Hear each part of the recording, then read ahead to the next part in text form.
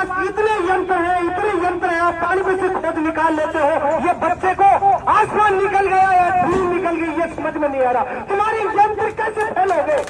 आप सिर्फ घुमरा कर रहे हो, आप सिर्फ तामातोड़ कर रहे हो, घूम रहे हो। अगर किसी धनारे किसी बड़े व्यक्ति का ये बेटा होता तो मुझे पता है कि तुम्हारे मंत्री, तुम्हारे डीजी, तुम्हारे एसपी घर घर में घूमते, गलियों में घूमते, सड़कों पे घूमते, तमाम पहाड़ों में घूमते।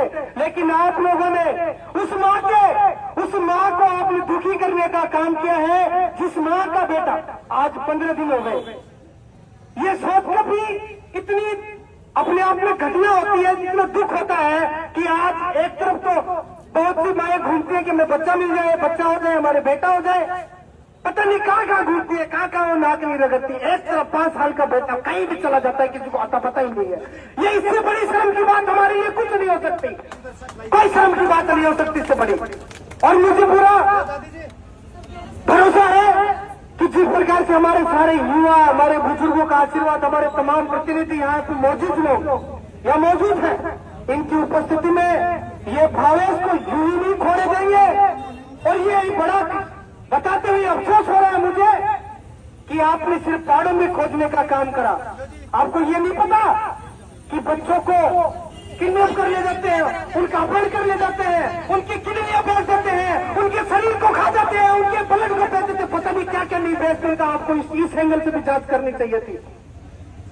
मैं आपको बता दूं, मैं संत महात्माओं के खिलाफ नहीं हूं, लेकिन संत महात्माओं की कुंडली निकालना 100 में से 70 तो वो है जिनके ऊपर 20 आपराधिक प्रकरण दर्ज होते हैं। ये आप कैसे भूल सकते हो? उन अपराधियों को आप क्यों नहीं उनसे पूछताछ कर रहे हो सही ढंग से? ये कहीं ना कहीं आप लोगों की लापरवाही उस भावेश की जान के ऊपर बहुत बड़ी जोखिम डाल सकती है। ऐसा आपको नहीं करना चाहिए था। हर एंगल पे आपको जांच करनी चाहिए थी। आपके पास इतनी पुलिस है। थोड़े दिन पहले हम देख रहे थे और यूपी में कोई तिवाड़ी करके था, तुम्हारी कितनी थानों की पुलिस लग के उसकी गोली मार मूर के गिराया आप लोगों ने। आप लोगों के पास बहुत पुलिस है, आपके पास बहुत बल है, आपके पास बहुत प्रशासन है। आपकी मदद पूरे गांव के लोगों ने करी, समाज के लोगों ने आपकी मदद करी। उसके बावजूद आप लोगों ने सिर्फ खेल खेला है। आपको तकनीकों का उपयोग भी करना चाहिए था। इतनी खतरनाक तकनीकियां हैं, वैज्ञानिक सिद्धांतों के अगर होते तो तुम्हारा बिल्कुल सही था, ये नुस्खा कामयाब हो जाता। लेकिन 15 10 दिन हो गए। अगर वो पहाड़ों में कहीं छुपा भी है, कहीं खो भी गया है, तो उसको आप कैसे ढूंढोगे? आपको पता भी आपने कितनी देरी कर दी। अरे शर्म आनी चाहिए ऐसे सिस्टम को।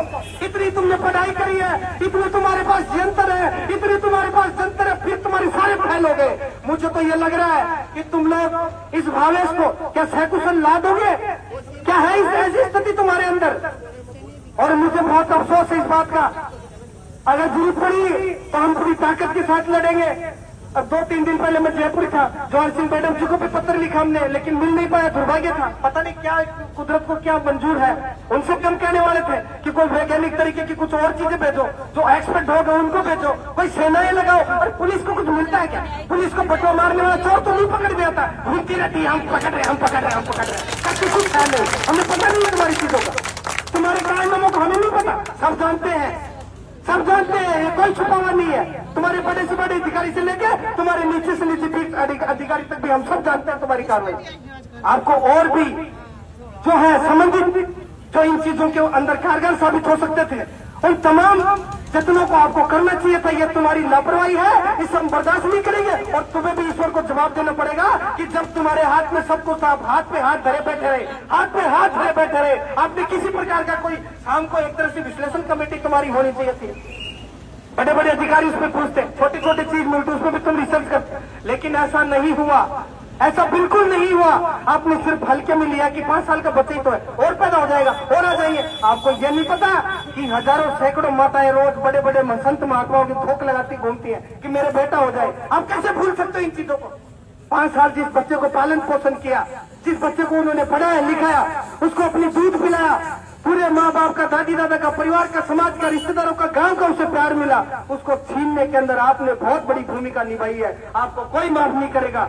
और मैं तो आप सभी से ये कहना चाहता हूँ कि हम इस लड़ाई को पूरी ताकत से लड़ेंगे और हम प्रशासन का सहयोग भी करेंगे कि आप पूरी ताकत से उस जो मंजिल है, जिस तरीके से अपराध की तरीके से आप उसमें खोज चालू करो, अपहरण के एंगल को भी देखना बहुत जरूरी है।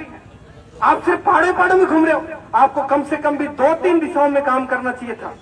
अपहरण को भी नहीं भूलना चाहिए था। लेकिन बाबा जी को तो बिठा रखे हो, कहां पे उसको चावल खीर खिला रहे हो, मुझे यही नहीं पता। आप कैसे भूल जाते हो कि बाबा जी गुंडे भी होते हैं। हम सम्मान करते हैं बाबा जी का, लेकिन ऐसे बाबा जी भी बहुत है जिनकी कुंडली देख लो। बहुत से बाबा जी जेलों में बैठे हैं, जिनके पीछे पुलिस पड़ी रहती है, बाबा जी बन जाते हैं। एक डॉक्टर था, उसके बारे में मुझे पता नहीं, मैंने अभी गुरुजी को फोन करके पूछा कि गुरुजी वो डॉक्टर कौन था। हमारे थे कुछ दिन पहले साथ ही थे, उन्होंने बताया कि एक डॉक्टर था जो कोरोना के अंदर ये जो होता नहीं था कि बोरी में पैक करके भेज दिए, घर वालों को भी नहीं मिलाते थे, उनको फाड़ फाड़ के उनकी किडनियां बेचते थे। 50-60 लाख रुपए का होता है एक आदमी मरा हुआ भी, उसकी किडनी काटनी बेचते थे और उसके पास उसके घर वालों को भी नहीं जाने देते थे। वो डॉक्टर वहां पे हिल गया, उसको लालच आ गया कि यार इससे बड़ी कमाई क्या हो सकती है, एक मुर्गी काटो 50 लाख कमाओ, 60 लाख कमाओ। वो आदत पड़ गई उसको।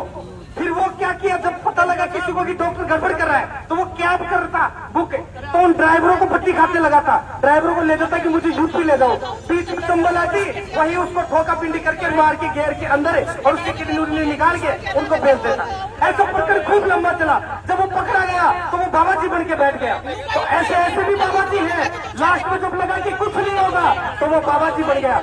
मेरे साथियों, मैं आपसे ये कहना चाहता हूँ कि प्रशासन भी हर तरह से सहयोग करे और हम भी आपकी हर प्रकार से सहयोग की जो है रखते हैं कि हम सहयोग करेंगे। और प्रशासन की हमारी जो कमेटी के मेंबर से सीनियर लोग हैं, कह रहे कि 10 मिनट हो गई, अभी टालम टोली नहीं करके तुम लोगों को मामले को गंभीर लेना चाहिए। अभी भी तुम मजाक में बना रखे हो, यह बर्दाश्त नहीं होगा। शासन प्रशासन होश में आओ, शासन प्रशासन होश में आओ, अरे होश में आके काम करो, अरे काम नहीं तो डूब मरो। बहुत बहुत धन्यवाद।